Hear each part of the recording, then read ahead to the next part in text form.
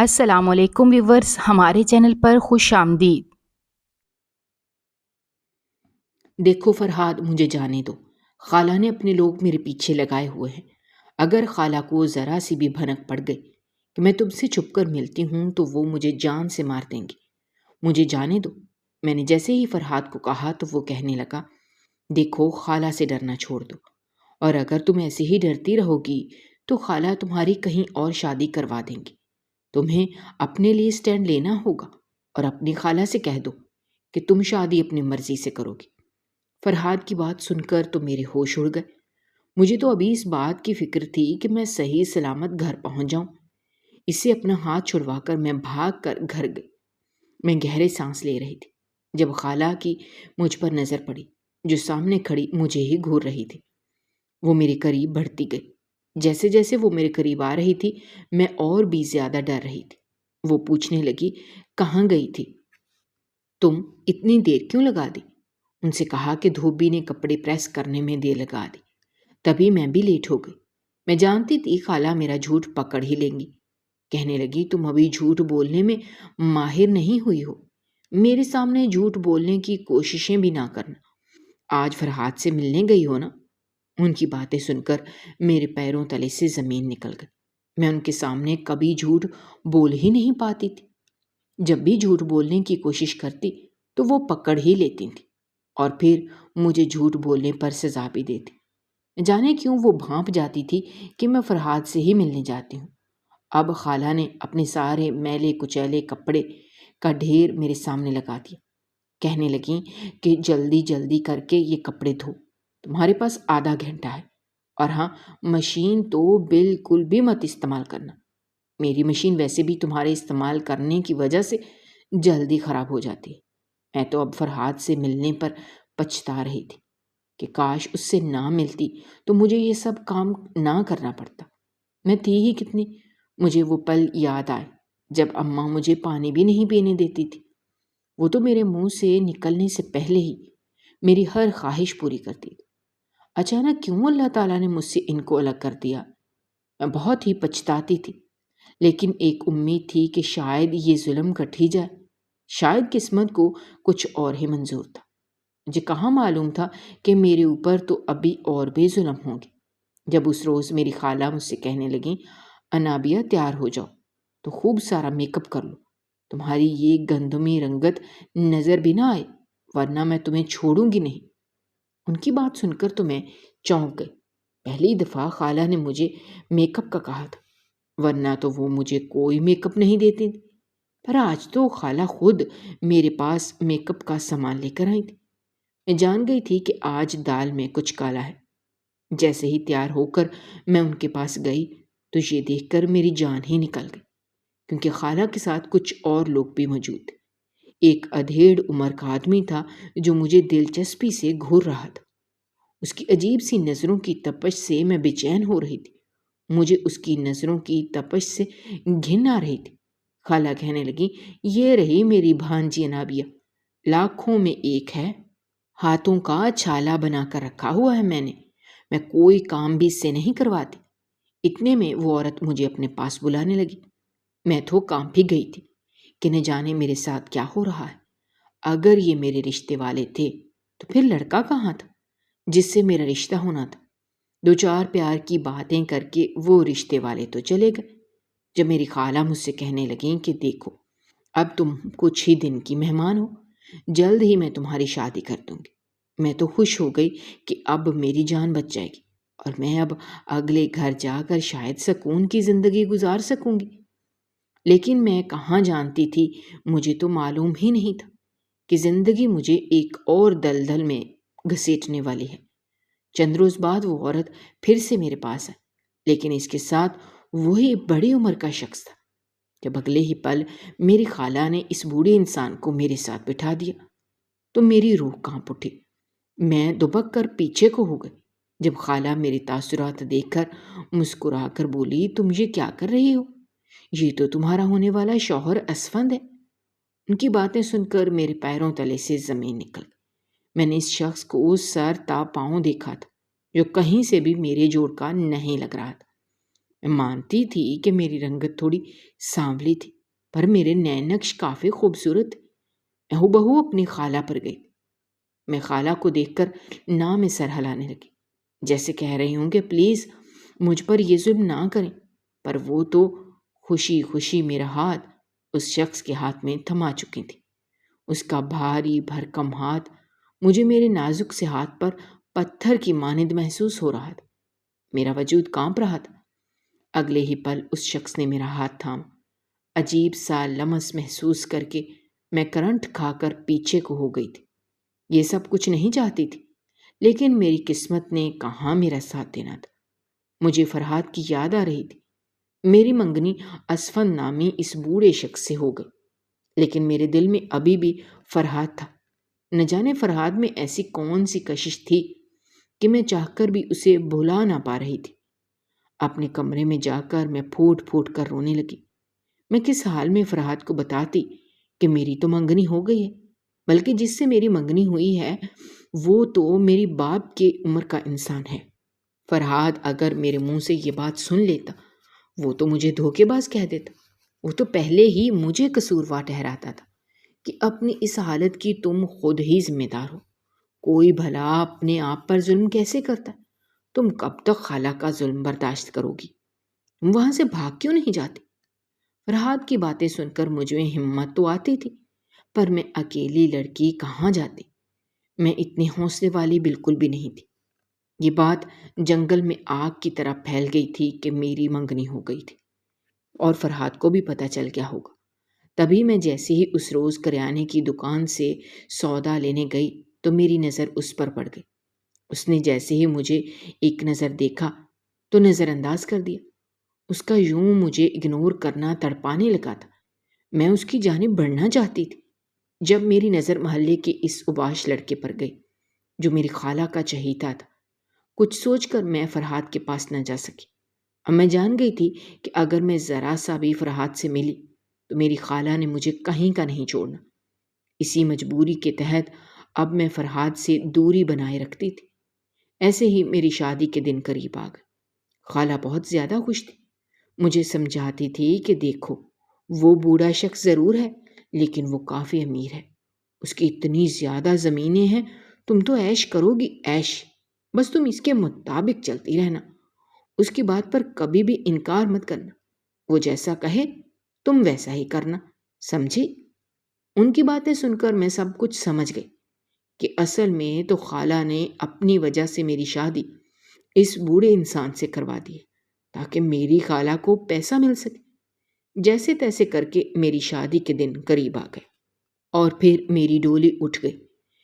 جیسے ہی میں اپنے سسرال گئی تو اپنے سسرال والوں کو دیکھ کر میرا دل چاہتا کہ دل کھول کر زور سے رونے لگ جاؤں، کیونکہ وہ لوگ کافی جاہل تھے۔ ایسا لگتا تھا جیسے وہ ایک دوسرے کے کچھ نہیں لگتے۔ انہیں صحیح اور غلط کی تمیز تک نہیں تھی۔ میں جان گئی تھی کہ یہ سب میرے شوہر کے خریدے ہوئے لوگ ہیں جو لڑائی جھگڑے کر رہے تھے۔ اتنے میں میرا شوہر آیا، پر میرے شوہر نے ان سب کو دھکے دے کر اپنے گھر سے نکال دیا۔ اب گھر میں چند ہی لوگ بچے تھے۔ میری عمر کی ایک لڑکی مجھے ایک کمرے میں لے گئی، کہنے لگی یہ دلہے کا کمرہ ہے، تم تھوڑی دیر انتظار کرو، وہ ابھی آ جائیں گے۔ وہ مجھے آنکھ مار کر باہر نکلا، پر یہاں تو میرے ارمانوں کا جنازہ نکل چکا تھا۔ مجھے ابھی بھی فرحاد کی یاد آ رہی تھی۔ میں نے کتنے خواب دیکھے تھے کہ یہ سب کچھ فرحاد کے ساتھ ہوگا، پر میری قسمت میں وہ بوڑھا اسفند لکھا تھا جو میرے قریب آ رہا تھا۔ اس کی آنکھوں میں ہوس تھی۔ میں جان گئی تھی کہ آج رات میں زندہ لاش بن جاؤں گی اور خود کو بچا نہیں پاؤں گی، اور وہی ہوا۔ میرا شوہر میرے قریب آ کر کہنے لگا، تم جانتی ہو تم جیسی نازک گڑیا کی خاطر میں نے اپنی زمین بیچی ہے۔ اس کی بات سن کر میں چونک گئی۔ وہ کہنا کیا چاہتا ہے؟ میری خاطر اس نے ایسا کیوں کیا؟ جب اگلے ہی پل وہ کہنے لگا، تمہاری خالہ نے مجھ سے پورے 1 کروڑ کی وہ زمین خریدی ہے، تبھی تو تم جیسی نازک گڑیا آج میرے پاس ہے۔ آج رات تو میری جشن کی رات ہے، چلو تم فریش ہو جاؤ۔ اس کی بات سن کر میرا وجود کانپنے لگا۔ میں نے اس سے کہا، تھکاوٹ کی وجہ سے مجھے بہت نیند آ رہی ہے، کیا آج رات مجھے مہلت مل سکتی ہے؟ میری بات سن کر اسفند کا چہرہ غصے سے لال ہو گیا۔ اگلے ہی پل اس نے میرے سر سے چنری کھینچی تھی اور پھر وہ مجھے کچلنے لگا۔ یہ رات کافی اذیت ناک تھی۔ اگلے روز میری جیسے ہی آنکھ کھلی تو میرے کمرے میں میرے علاوہ کوئی بھی موجود نہیں تھا۔ خود کو سنبھال کر کچھ دیر بعد میں باہر نکلی تو وہی لڑائی جھگڑے دیکھ کر میرا سر درد سے پھٹنے لگا تھا۔ اسفند ہر ایک کو ڈانٹ رہا تھا۔ عورتیں اس کے آگے ایسے تھیں جیسے وہ کوئی چونٹی کی مانند ہوں۔ اسفند کا ان سب لوگوں پر بہت زیادہ رعب تھا۔ اتنا تو میں جان گئی تھی کہ اس کی نظر جیسے ہی مجھ پر گئی تو وہ میرے قریب آیا۔ میں تو ڈر کر پیچھے کو ہو گئی جب وہ کہنے لگا، میں جانتا ہوں تم بھی باقی عورتوں کی طرح مجھ سے ڈر رہی ہو، لیکن تمہیں مجھ سے ڈرنے کی کوئی ضرورت نہیں ہے، کیونکہ تم تو میرے سکون کا ذریعہ ہو۔ یہ عورتیں تو میری زمینوں پر کام کرتی ہیں۔ اس کی باتیں سن کر مجھے انہونی کا خدشہ ہوا کہ کہیں وہ پھر سے میرا وہی حال نہ کرے جو رات کو کیا تھا۔ تبھی میں بھاگ کر چھت پر چلی گئی جہاں میری ہی ہم عمر لڑکیاں کھیل رہی تھیں۔ میں بھی کھیلنے میں مصروف ہو گئی جب ایک نسوانی آواز میرے کان میں سنائی دی۔ وہ آواز سن کر میرا حلق تک کڑوا ہو گیا۔ وہ آواز تو میری خالہ کی تھی۔ میں نے جیسے ہی دیکھا، میری خالہ نے اپنے گلے میں سونے کا ہار پہنا ہوا تھا۔ وہ ایسے بن سنور کر آئی ہوئی تھی جیسے وہ کہیں کی نوابزادی ہوں۔ میں جانتی تھی یہ سب کچھ میری خالہ نے اسفند سے ہی خریدا تھا اور بدلے میں مجھے بلی کا بکرا بنایا تھا۔ میں ان کی شکل بھی نہیں دیکھنا چاہتی تھی۔ لگتا ہی نہیں تھا کہ وہ میری سگی خالہ ہیں، پر اگلے ہی پل جیسے ہی میری نظر ان کے پیچھے کھڑے اس فرد پر گئی تو میرے سر پر آسمان گر گیا تھا۔ وہ کوئی اور نہیں بلکہ فرحاد تھا، جس کی نظریں نیچی تھیں۔ میں یہ جان ہی نہ پائی کہ فرحاد خالہ کے ساتھ یہاں کیا کر رہا ہے۔ میں بھاگتی ہوئی نیچے آئی اور فرحاد کے سامنے کھڑی ہو گئی جب اچانک ہی میری خالہ نے مجھے گھوری دکھائی۔ میں نے خود کو سنبھالا اور پیچھے جا کر کھڑی ہو گئی، پر شاید اسفند سب کچھ بھانپ چکا تھا۔ وہ فرحاد کو دیکھ رہا تھا، پھر قریب بڑھ کر کہنے لگا، بی بی اس لڑکی کو نوکری پر رکھوانا چاہتی ہو؟ میری خالہ کہنے لگی، ہاں، یہ لڑکا بہت ہی ہونہار لڑکا ہے، کافی اچھی پڑھائی کی ہوئی ہے، مجھ سے کافی ضد کر رہا ہے کہ نوکری پر رکھوا دوں۔ جبکہ میں نے فرحاد کو دیکھا تو مجھے تجسس ہوا کہ وہ یہاں کیا کر رہا ہے۔ اسفند نے فرحاد کو اپنے ساتھ کام پر تو رکھ لیا تھا، وہ اب زمین پر کام کرتا تھا، پر میرا دل کافی بے چین رہتا تھا۔ اسفند خود بھی زمینوں پر چلا جاتا تھا، جبکہ اس کو کھانا دینے کی ڈیوٹی میری ہی ہوتی تھی۔ اس روز میں نے جان بوجھ کر زیادہ روٹی بنائی تاکہ میں فرحاد کو بھی روٹی دے آؤں اور کسی بہانے سے اس سے مل بھی آؤں۔ میں جانتی تھی یہ کام کافی زیادہ رسکی ہے اور اگر کسی کو پتہ چل گیا تو اسفند تو مجھے مار ہی ڈالے گا، پر پھر بھی میں نے یہ رسک لے لیا کیونکہ میں فرحاد سے سوال جواب جاننا چاہتی تھی کہ آخر وہ یہ سب کیوں کر رہا ہے اور میری خالہ اس کا ساتھ کیوں دے رہی تھی۔ جب اگلے ہی پل جیسے ہی میں زمین پہ پہنچی تو فرحاد کھیتوں میں کام کر رہا تھا۔ میری نظر اسفند پر گئی جو کہ نوابوں کے ساتھ 2 چارپائیوں پر بیٹھا حقہ پی رہا تھا۔ اس کو مصروف دیکھ کر میں جلدی سے کھیت میں آ گئی۔ فرحاد کو دھیرے سے پکارنے لگی۔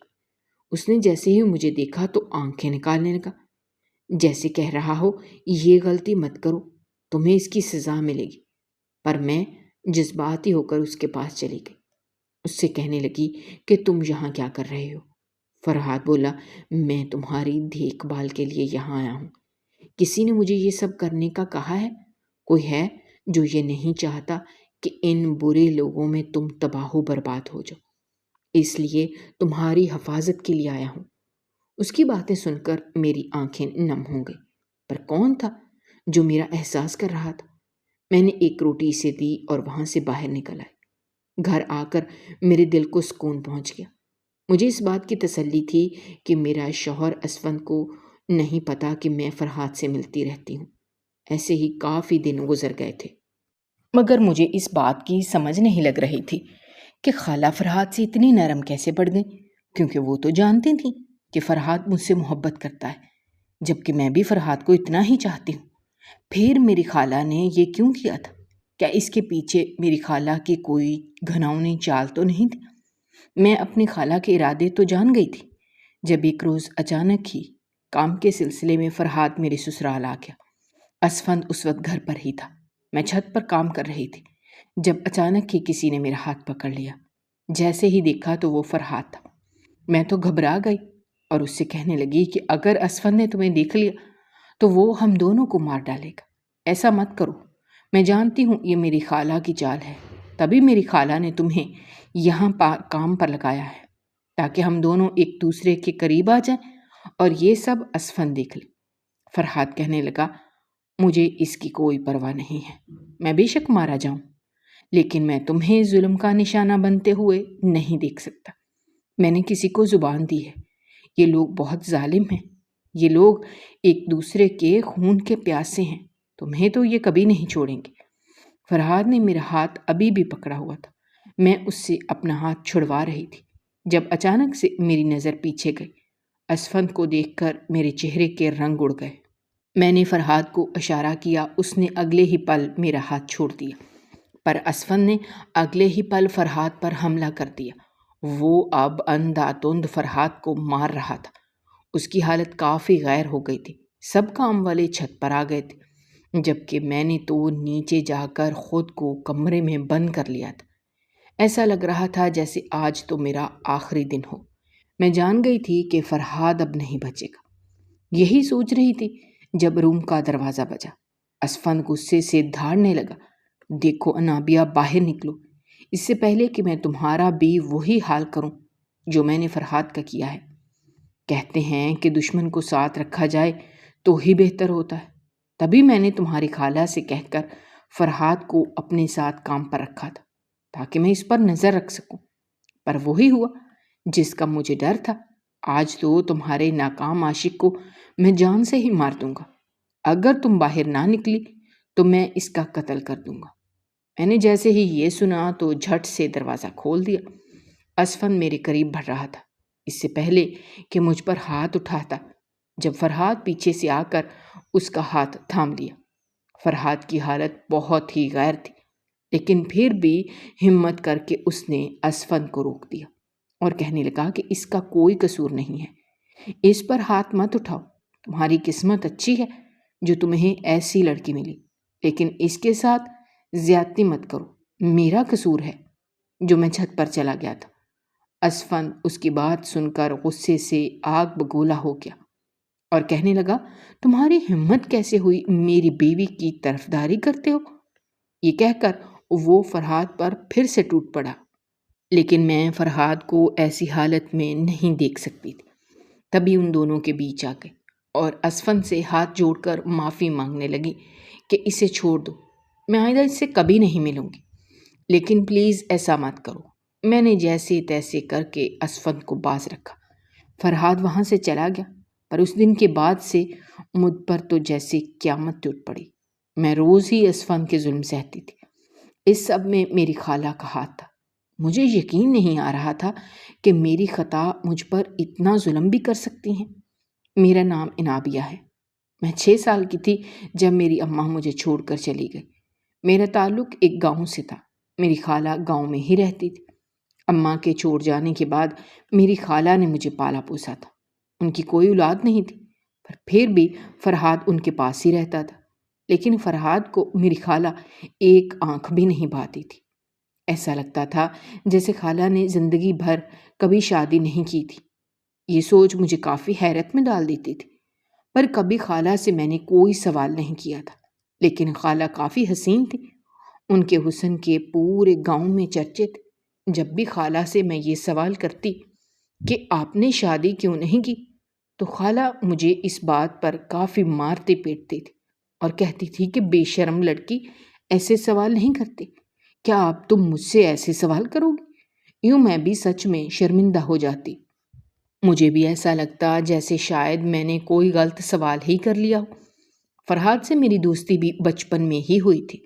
ایسا نہیں تھا کہ خالہ کو فرحاد پسند نہیں تھا، بلکہ فرحاد میری خالہ کے پاس روز آتا تھا۔ وہ چھوٹے موٹے کام بھی کر دیا کرتا تھا۔ جب سے فرحاد مجھ میں دلچسپی لینے لگا تھا، تب سے خالہ نے اس کا آنا جانا بند کر دیا تھا۔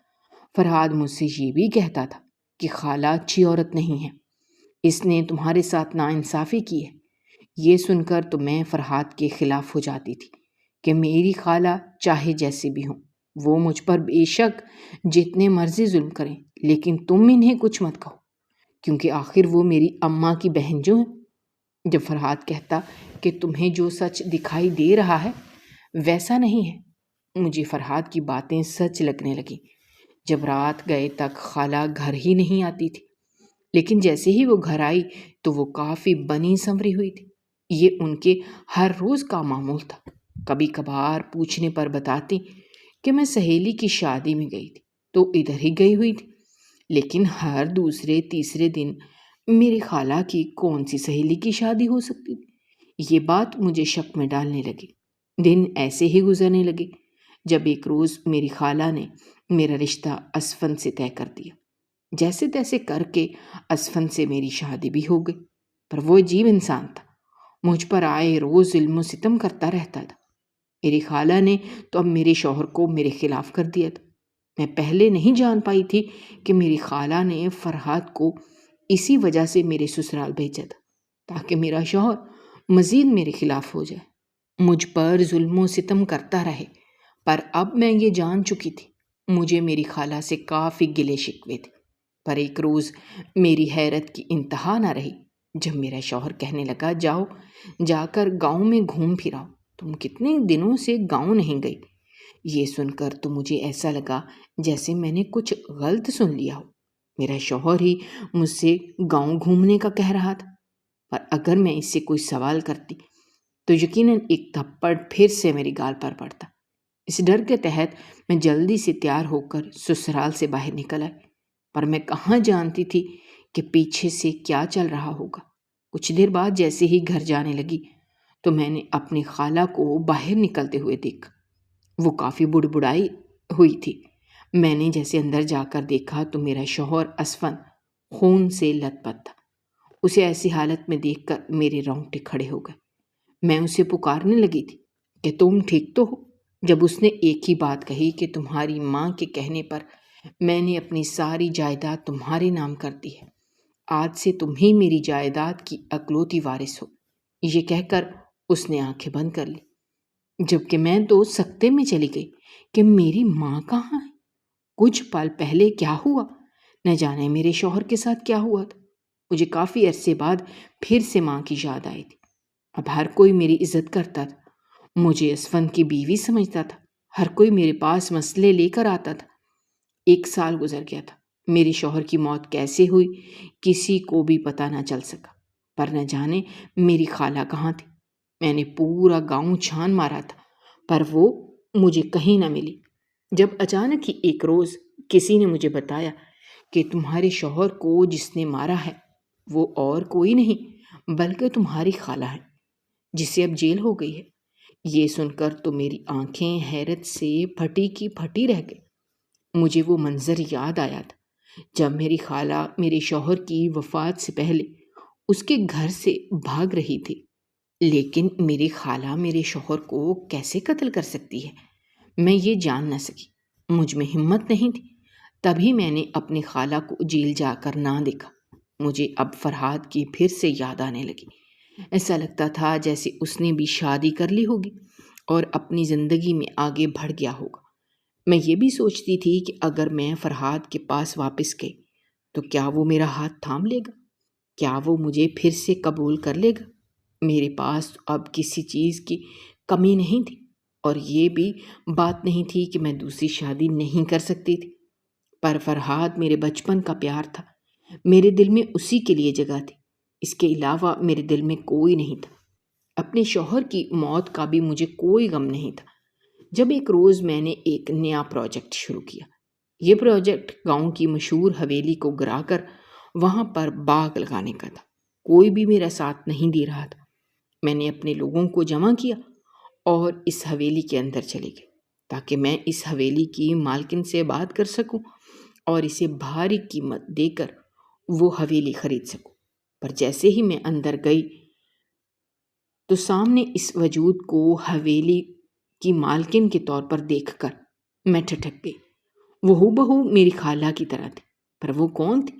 وہ میری خالہ تو کہیں سے بھی نہیں لگ رہی تھی، پر اگلے ہی پل اس وجود نے جیسے ہی مجھے دیکھا تو مجھے گلے سے لگا لی۔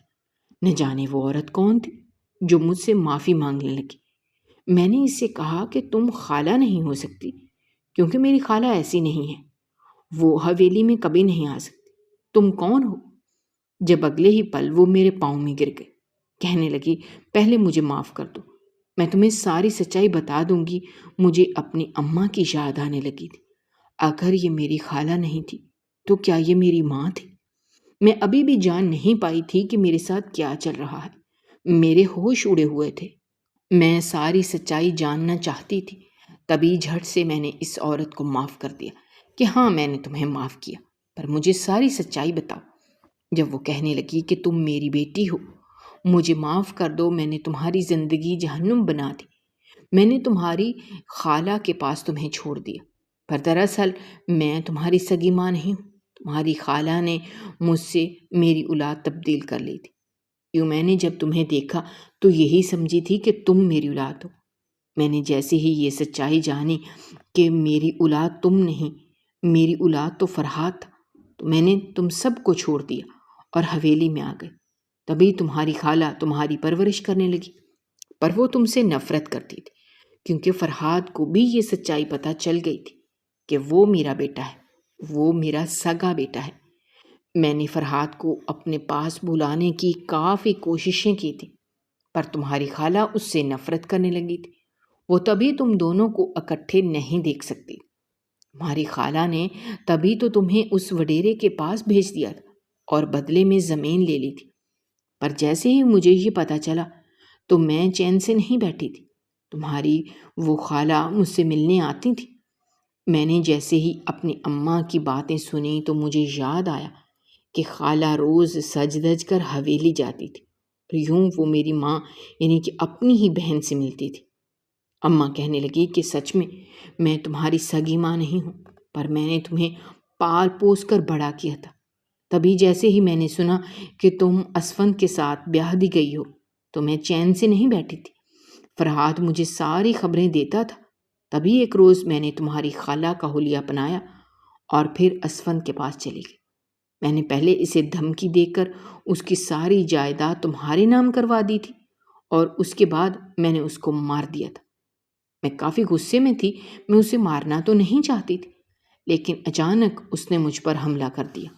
وہ مجھے تمہاری خالہ ہی سمجھ رہا تھا، کیونکہ میں نے اس وقت تمہاری خالہ کا حلیہ اپنایا ہوا، پر میں نے اس پر یہ سچائی ظاہر کر دی تھی کہ میں انابیہ کی ماں ہوں۔ باہر نکل کر میں نے جیسے ہی اپنے سامنے تمہیں کھڑا دیکھا تو میں بہت زیادہ بوکھلا گئی تھی کہ اگر تمہیں میری سچائی پتہ چل گئی تو قہر آ جائے گا۔ تبھی میں وہاں سے بھاگ گئی تھی، پر مجھے تسلی تھی کیونکہ میں نے تمہاری خالہ کا حلیہ اپنایا ہوا تھا۔ میں تمہاری خالہ کو بھی سزا دینا چاہتی تھی، کیونکہ تمہاری خالہ نے میرے ساتھ اچھا نہیں کیا تھا۔ تمہاری خالہ نے مجھے ساری زندگی دھوکے میں رکھا تھا۔ میں نے جیسے ہی اماں کی باتیں سنی تو میرے پاؤں تلے سے زمین کھسک گئی تھی۔ مجھے ابھی بھی سمجھ نہیں لگ رہی تھی کہ میری اماں نے ایسا کیوں کیا، اور وہ فرحات جس سے میں اتنی محبت کرتی تھی، کیا وہ میرا بھائی تھا؟ مجھے یقین نہیں آ رہا تھا۔ میں نے اماں سے کہا کہ اماں، کیا وہ میرا بھائی ہے، یعنی کہ آپ کا بیٹا ہے؟ تو اماں کہنے لگیں کہ وہ میرا سگا بیٹا ہے اور تم میری سگی اولاد نہیں ہو۔ یہ سن کر مجھے اپنی شناخت پر شک ہونے لگا۔ میں جان نہیں پا رہی تھی کہ میں کون ہوں۔ ایسا لگ رہا تھا جیسے میرا وجود ناجائز ہو۔ مجھے خود سے گھن آ رہی تھی۔ میں اماں سے کہنے لگی کہ پھر مجھے بتاؤ نا، میں کون ہوں، آخر میں کس کا خون ہوں؟ میری اماں کچھ لمحے خاموش رہی، پھر کہنے لگی کہ تمہیں یہ راز میں نہیں بتاؤں گی، تمہیں یہ راز تمہاری خالہ ہی بتائیں گی۔ میں خاموش ہو گئی۔ مجھے فرحات یاد آنے لگا۔ میں نے اماں سے کہا پھر فرحات کہاں ہے؟ وہ مجھ سے ملتا کیوں نہیں ہے؟ اماں کہنے لگی میں نے ہی فرحات کو تمہارے پاس بھیجا تھا کہ وہ تم پر نظر رکھے، پر تمہاری اس خالہ نے اپنی چال کی خاطر فرحات کو تمہارے پاس بھیجا۔ اگر مجھے پتا ہوتا کہ اس میں تمہاری خالہ اپنا اتنا فائدہ سوچ رہی ہیں تو میں کبھی بھی فرحات کو وہاں نہ بھیجتی۔ میں نے ماں سے پوچھا کہ فرحاد نے کہیں شادی تو نہیں کر لی؟ جب وہ کہنے لگی کہ نہیں، وہ تو آج بھی تمہارا انتظار کر رہا ہے۔ وہ تو روز ہی مجھ سے کہتا تھا کہ اماں اگر تم کہو تو میں اسے لے آؤں، پر میں اسے روک دیتی تھی۔ میں نے اماں سے پوچھا کہ فرحاد کہاں ہے؟ جب وہ کہنے لگی کہ وہ اسی گھر میں ہے جو تمہاری خالہ کا گھر ہے، پر میں اماں کو یہاں اکیلا نہیں چھوڑ سکتی تھی۔ میں ان سے کہنے لگی کہ اماں ابھی میرے ساتھ چلو، یہ آپ کی منزل نہیں ہے، میں یہ نہیں برداشت کر سکتی کہ میری اماں کسی حویلی میں رہیں۔ اماں کہنے لگی میں فی الحال تمہارے ساتھ نہیں آ سکتی، پہلے تم اپنے ساروں سوالوں کے جواب پالو، پھر ہی میں تمہارے پاس آؤں گی۔ میں نے چاہتے ہوئے بھی اماں کو وہاں چھوڑ کر واپس آ گئی۔ اب میری منزل وہی گھر تھا جہاں میں نے اپنا بچپن گزارا تھا۔ میں نے جیسے ہی فرحاد کو دیکھا تو اس کے پاس چلی گئی اور اس سے پوچھنے لگی کہ آخر میری سچائی کیا ہے۔ وہ کہنے لگا تم پہلے اپنی خالہ کو جیل سے رہا کرواؤ، کیونکہ وہ چاہے کتنی ہی ظالم ہو پر انہوں نے تمہارے شوہر کو قتل نہیں کیا۔ یوں میں نے اپنی خالہ کو رہا کروا لیا اور اب ان سے چیخ چیخ کر پوچھنے لگی کہ بتاؤ میری اصل ماں کون ہے۔ جب اگلے ہی پل میری خالہ نے مجھے جو سچائی بتائی اسے سن کر میرا وجود کانپ اٹھا تھا۔ میرے ہوش اڑ گئے تھے کیونکہ خالہ نے مجھ سے کہا کہ معاف کر دو، تمہاری سگی ماں تمہارے سامنے کھڑی ہے۔ میں اگلے ہی پل اپنی خالہ کو دیکھ رہی تھی۔ مجھے ایسا لگا جیسے میں نے کچھ غلط سنا ہو۔ ایسا کیسے ہو سکتا ہے؟ میری خالہ کہنے لگی ہاں یہ بات سچ ہے، تمہاری اماں اور میں، ہم دونوں اکٹھے ہی حاملہ ہوئے تھے۔ جب ڈاکٹر نے مجھے بتایا کہ میری بیٹی ہے، پر مجھے تو بیٹا چاہیے تھا، تبھی میں نے پیدائش کے وقت بچے بدل دیے۔ یوں فرحاد کو میں نے اپنا بیٹا بنا لیا، پر جیسے ہی تمہاری اماں کو سچائی پتہ چلی تو تمہاری اماں تمہیں میرے پاس چھوڑ کر چلی گئی۔ فرحاد کو بھی سچائی پتہ چل گئی تھی، تب بھی فرحاد نے مجھے چھوڑ دیا اور وہ حویلی میں نہیں جا سکتا تھا کیونکہ اسے ایسے کام سے نفرت تھی۔ تبھی وہ کبھی کبھار میرے پاس آ جاتا تھا، پر مجھے تم سے شدید نفرت تھی کیونکہ تمہاری وجہ سے فرحاد مجھ سے دور ہو گیا تھا۔ اب میں آئے روز تم پر ظلم کرتی تھی۔ تمہاری اماں کو ستانے کے لیے میں نے تمہاری شادی اس وڈیرے سے کر دی تھی کہ شاید تمہاری اماں تمہیں بچانے کے لیے آ جائے، لیکن شاید میرا طریقہ غلط تھا۔ یوں میں جب بھی تمہیں فرحاد کے ساتھ دیکھتی تو میرا کلیجہ پھٹ جاتا۔ میں بالکل بھی نہیں چاہتی تھی کہ تمہاری فرحاد کے ساتھ شادی ہو کیونکہ فرحاد مجھ سے شدید نفرت کرتا تھا۔